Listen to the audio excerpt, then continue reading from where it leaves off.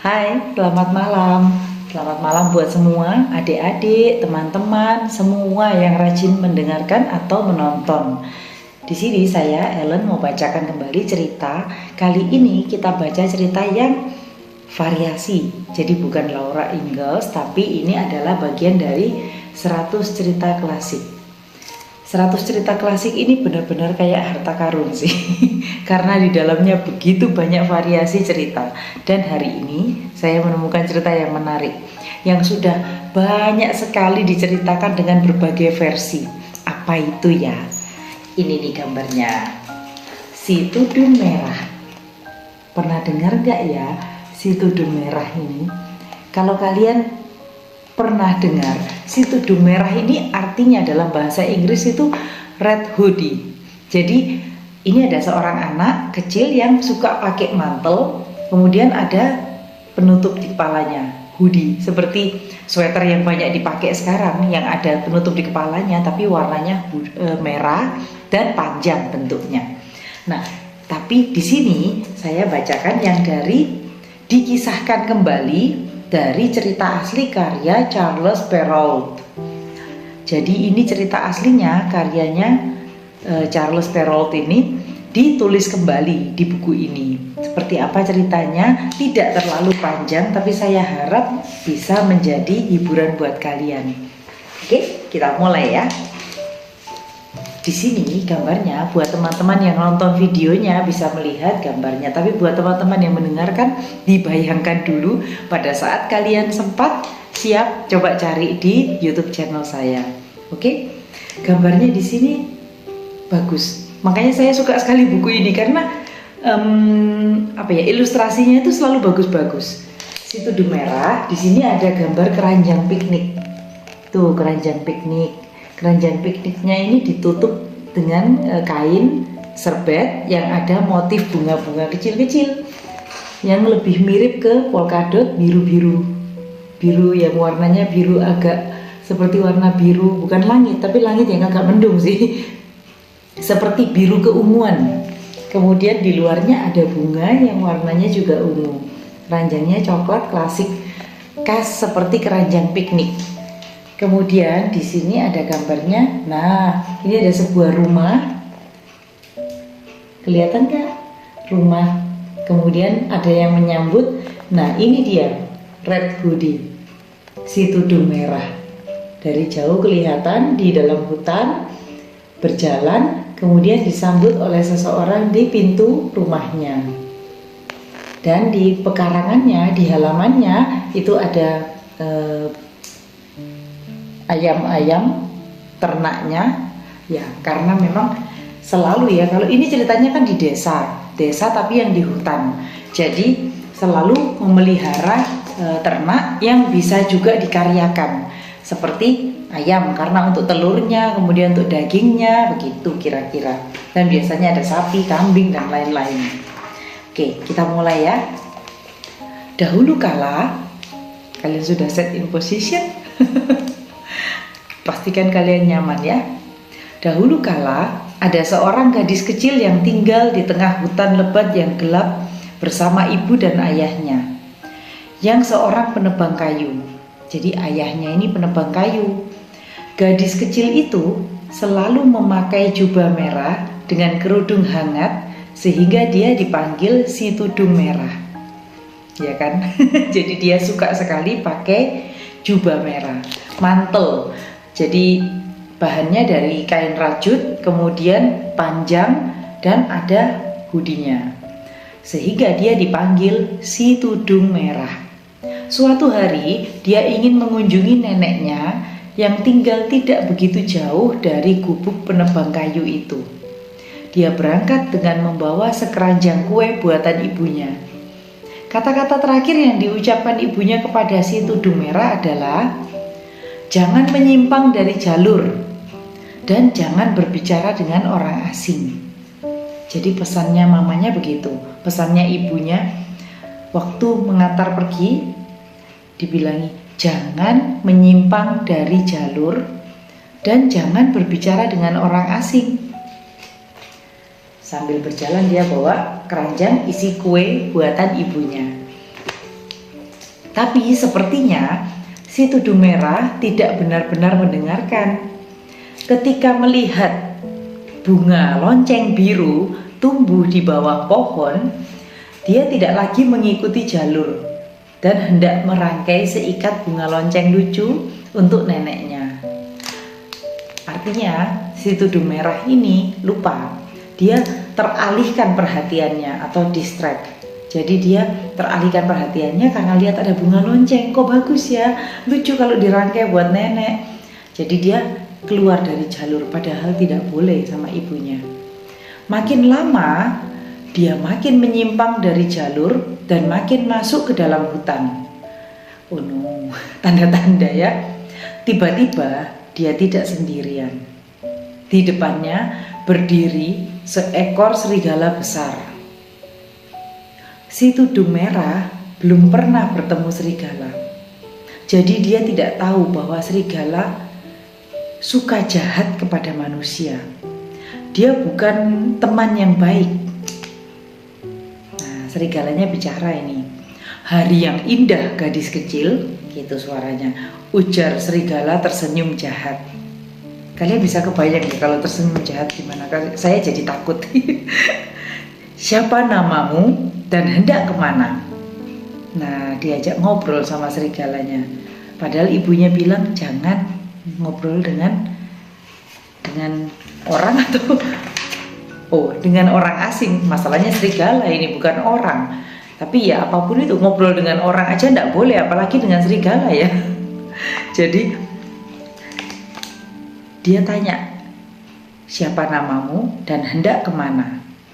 Dijawab oleh si tudung merah, namaku si tudung merah, aku hendak mengunjungi nenek dan aku membawakan kue untuknya. Jawabnya dengan polos itu ya si tudung merah. Serigala itu senang sekali. Dia tidak hanya akan memakan gadis kecil itu, tapi juga neneknya dan kuenya. Waduh. Nah, kemudian serigalanya nanya lagi, lalu di mana nenekmu tinggal, gadis kecil? Tanya serigala itu, berusaha keras untuk tersenyum ramah.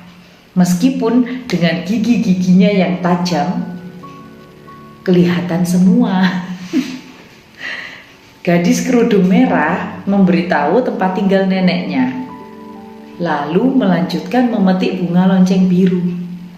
Waduh, itu pertanda buruk sebetulnya ya. Ayo kita lanjutkan ya. Serigala itu menghilang di antara pepohonan dan segera menemukan gubuk nenek itu. Dia mengetuk pintu dan berkata dengan suara dibuat-buat, "Halo Nek, aku si tudung merah. Aku membawakan kue untukmu, boleh aku masuk?" Segera setelah pintu dibuka, serigala itu menerkam dan menelan nenek itu.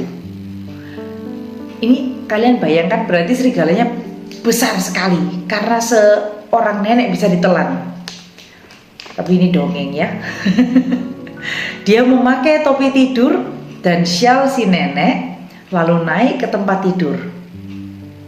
Tak lama kemudian dia mendengar si tudung merah datang dan dia berusaha tersenyum. Jahat sekali serigalanya ya. Sebetulnya kalau dibayangkan agak mengerikan, tapi ya memang ini cerita yang sering diulang-ulang, bahkan ada film-filmnya dan dibuat versi yang lebih lucu. Tapi ini tidak, ini tidak lucu. Tapi penasaran gak? Ayo diteruskan ya. Jadi serigala itu pura-pura baring, pakai topi tidur dan syal neneknya, kemudian naik ke tempat tidur. Waktu dia mendengar si tudung merah datang, dia berusaha supaya bisa kelihatan tersenyum. Nah, tudung merah masuk. Ini nih gambarnya. Buat semua yang mau lihat, ini nih gambarnya. Nah, ini serigalanya. Kemudian ini si tudung merah. Dia lagi berdiri di depan tempat tidur neneknya tanpa tahu bahwa itu adalah serigala. Dia lepas tudung merahnya ini, padahal ya Di sini kelihatan jelas, saya dari dulu waktu kecil merasa ini lucu ya, kan serigala jelas kelihatan serigala, kenapa dia nggak bisa bedakan neneknya sama serigala? Ya, tapi itu adalah pertanyaan yang bisa dijawab kemudian karena ini dongeng, jadi semua jadi masuk akal. Ingat, ini dongeng, jadi tidak boleh serius-serius. Ini diambil hikmahnya aja cerita ini, begitu. Oke? Nah, kemudian si tudung merah ngomong, "Halo nenek," ujar si tudung merah. "Aku membawakan kue dan bunga lonceng biru untuk nenek." Dan dia mendekati tempat tidur. Kemudian, "Astaga, nenek, mata nenek besar sekali," gitu katanya, ujarnya. Katanya neneknya yang sebetulnya serigala, "Agar bisa melihatmu lebih baik," geram si serigala. Kalian tahu nggak geram? Geram itu gitu suaranya. "Agar bisa melihatmu lebih baik," gimana nih serigala ya. Jadi suaranya kan menggeram-geram gitu, bukan seperti neneknya. Lalu gadis itu memandangi gigi serigala itu, memandangi gigi-giginya serigala itu. "Astaga nenek," katanya lagi, "gigi nenek besar sekali." Terus serigalanya jawab, "Agar bisa memakanmu lebih baik." Jawabnya kok begitu? Serigala menerkam dan menelan si tudung merah. Oh no, jadi secepat itu. Kalau di film yang Disney lucu-lucuan itu nggak secepat itu. Saya yang pernah lihat film yang Disney yang ada tiga babi kecil yang bersaudara itu yang lucu. Jadi siapa ya? Lupa deh namanya. Pokoknya yang ada namanya snorkel apa gitu. Oke, kita lanjut.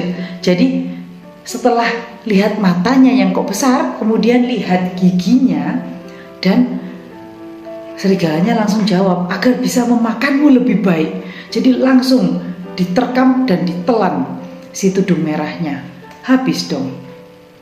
Belum habis. Lanjut ya. Dia menelan kue juga dalam keranjang, dan kemudian setelah kenyang dia tertidur dengan suara mendengkur keras.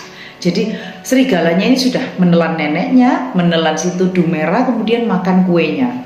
Dia kekenyangan, dia tidur sambil ngorok, mendengkur dengan keras. Nah, untunglah, di sini nih, untunglah ayah si tudung merah lewat ke gubuk itu. Ketika dia mendengar dengkuran yang menyeramkan, dia mengintip lewat pintu untuk melihat siapa yang membuat suara seperti itu. Dia terkejut melihat serigala itu. Dia kemudian mengambil kapaknya dan merobek perut serigala. Bayangkan, ini gambarnya, tapi gambarnya nggak serem ya, jangan harap yang serem-serem. Lebih bagus memang kalau tidak serem. Lihat, ini serigalanya tidur dan ini ayahnya si tudung merah. Nah, dia ambil kapak dan dia langsung robek perutnya serigala itu. Nggak kebayang kalau seperti itu. Nah, saya lanjutkan ya, tinggal dikit. Si tudung merah melompat keluar. Lalu neneknya pun keluar dengan sempoyongan. Kalian tahu sempoyongan? Sempoyongan itu artinya bergoyang-goyang, masih belum full gitu, kayak orang bangun tidur. Dia menjahit perut serigala itu dan memintanya untuk memperhatikan kelakuannya di masa depan. Masih untung hidup ya. Habis disobek perutnya, keluar dua manusia, kemudian dijahit, kemudian dinasehatin. Bayangkan. Dan karena kue untuk minum tehnya sudah tidak ada lagi, mereka semua pulang. Ibu si tudung merah membuat dadar. Dadar itu kalau dalam bahasa Inggris pancake. Jadi kalian bayangkan pancake. Siapa di sini pernah makan pancake? Itu loh, adonan dari tepung, telur, kemudian minyak sayur biasanya, dan mentega. Dia aduk jadi satu, kemudian didadar di wajan, biasanya dengan minyak sayur juga gitu. Kadang dicampur susu, tapi kadang tidak. Jadi mereka semua pulang Tapi ibu si tudung merah membuat dadar dan akhirnya si tudung merah mendapat sebuah pelajaran. Apa itu pelajarannya? Dia tidak pernah berbicara dengan serigala lagi. Di end. Sampai di sini ceritanya. Semoga jadi hiburan buat kalian ya. Walaupun kalau menurut saya ceritanya diambil hikmahnya aja. Hikmahnya apa? Jangan mudah percaya dengan orang asing. Jangan bercerita secara lengkap terhadap orang asing yang tidak tahu sama sekali, terutama anak-anak. Biasanya anak-anak dibekali oleh orang tua untuk memang berhati-hati, tidak ngobrol dengan orang asing, apalagi memberitahu segalanya. Selalu waspada, kita tidak tahu mana yang baik dan mana yang tidak baik. Begitu moral of the story. Oke. Selamat beristirahat semuanya. Semoga ini cerita membawa kebahagiaan buat kalian. Saya akan lanjutkan bacakan 100 cerita klasik di episode-episode yang mendatang. Terima kasih sudah di sini menemani saya. Bye-bye.